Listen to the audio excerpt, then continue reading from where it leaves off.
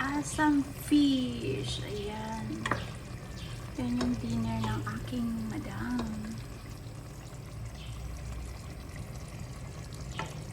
Pinagdagan ko siya. Alam niyo, piniprito ko muna yung talong bago ko siya ihalo dito. Tsaka yung isda. Piniprito ko muna para hindi talaga malamsa.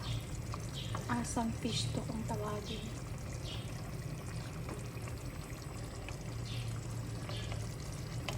Gusto ko yung sabaw.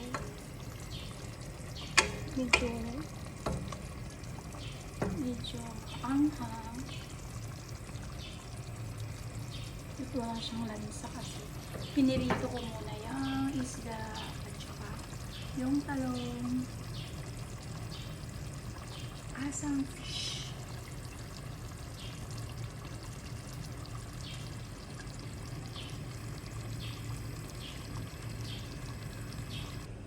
Roast pork. I-oven ko siya ng 1 hour. Half an hour tatanggalin ko yung skin, yung asin. Tapos ibalik ko siya sa oven na 30 minutes ulit. Ito naman yung gulay namin.